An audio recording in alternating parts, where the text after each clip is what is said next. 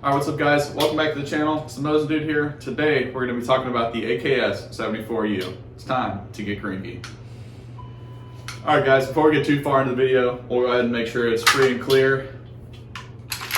Alright, chamber's clear. 45 round Molot Bakelite magazine is also clear. It's pretty neat magazine. It comes from an RPK 74, but it kind of completes the look here of the AKS 74U, so we'll keep it in for most of the video and do a little comparison later on. But getting into the AKS 74U, we'll kind of talk about this. I appreciate everyone who did the poll and chose this rifle over my MPI 74 NK East German clone. So respect you guys' opinions. We're going to do the Krinkov and then we'll do that video later for the NK. But for now, the Bulgarian AKS 74U. This is a parts matching kit build by some dudes up in Denver. Did a pretty good job. The paint looks good and all the rivets are nice. I mean, this is a very well built rifle. It's pretty neat. The design that the Russians came up with this gun, it's very unique for sure. But the silhouette itself is a very distinguishable silhouette. A lot of people know this from games like Call of Duty Black Ops, from the original Zombies, from Bad Company, Battlefield, Bad Company 3 I think it is, and many other games.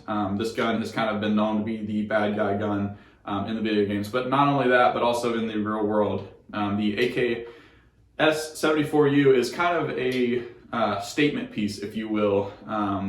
It is a piece that very high ranking individuals would have. It's kind of seen as a point of prestige, if you will. These dudes that have these guns kind of are in high positions in criminal organizations, and it's just kind of like that statement piece. They're just a little more rare than AK-74s. I mean, obviously 47s, those things there's millions around. Even child soldiers have 47s in Africa, which is horrendous. But the Krinkov itself is a lot more of a prestige kind of piece, and it's just a neat gun all around. The Russians were building guns for their main intent for this rifle was to build a gun that was going to be for rear echelon troops, tanker crews, really people who weren't going to be frontline soldiers but still needed a rifle. They really wanted something in a small package because they know their Russian soldiers really work well with small packages. So they really wanted something to kind of fit the need of a rear echelon troop, a rifle that was effective but also small and compact. As you can see here, we're going to fold this stock up. Pop that. We'll pop a 30 round mag in here for you guys so you can kind of see how compact this gun is. We got a 30 round East German mag here. It is empty. And you can see how compact this rifle is, fully folded and tucked away, even with a 30 round mag in it.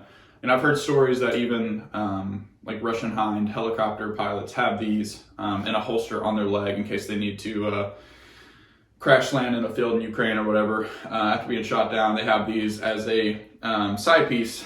So it's really cool, just the nature of this gun and kind of what it was intended for, and just how small and compact it really is. The Russians really kind of saw the need for that smaller gun, going from the 74 to just kind of like a niche fit gun, if you will. With their 545, they kind of had to copy us as well. They saw what the 556 was doing in Vietnam, and they sought to build a rifle for the same kind of purpose, a smaller caliber round that was lighter weight, but also could still reach out effective range of 500-600 yards. So they saw our 556 develop the 545, and then that was then used to develop the AK-74, which was basically just a 47 with some improvements, and then they obviously built the AKS-74U off of the AK-74. Yeah, so the Krinkov, as it's been affectionately called in the United States, is actually not the name that the Russians call it. They designated the AKS-74U, and then we kind of came up with the name ourselves.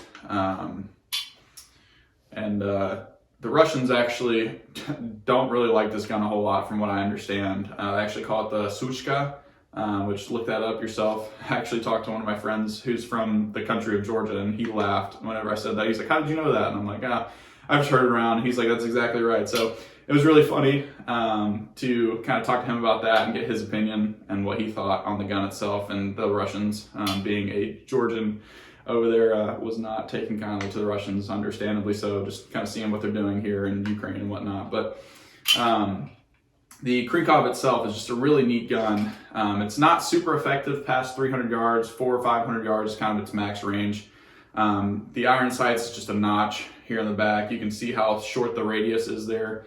It's got a 300 yard, I believe, is what the initial one is, and then when you flip it, it says 4-5, so that's like 400 or 500 meters, I believe. And it's kind of a very crude sighting system. Super short radii, and it's got that 8.1 inch barrel, which if you guys know, shooting centerfire like rounds, other than like 300 blackout, you need a substantially long barrel. 16 inches barrel, like for like a 223, you need 16 inches to really get full powder burn. And the 8.1 is just, you're not getting enough powder burn. And that's evident with the booster here and flash hider combo.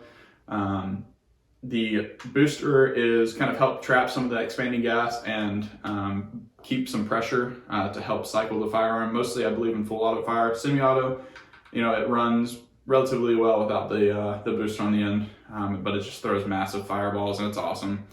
Super fun for that reason to shoot a gun like this without the flash hider. But with that 8.1 inch barrel, 300 yards, you're going to start losing a lot of energy in that. I believe it's 70 grain projectiles with the 5.45, like their 7 and 6 that they use. So it's really not super effective past that. It's kind of a gun more designed, I would believe, for kind of CQB work, stuff like that. Contrary to popular belief, this was not developed for Russian Spetsnaz, like their special forces. This was, again, developed for their rear echelon troops, or people who needed a way of defending themselves but didn't need a full-length rifle, But overall, I mean, it's a very neat gun. It's got cool history, cool pedigree to it, and overall, it's just a really neat gun. I hope you guys enjoyed the video. I hope you guys enjoyed watching and listening to me ramble about the Bulgarian AKS 74U. I appreciate you guys stopping by, checking out the video, and showing some love and support. As always, remember where you came from and to stay humble. It's the Mosin Dude, and we'll catch you on the next video.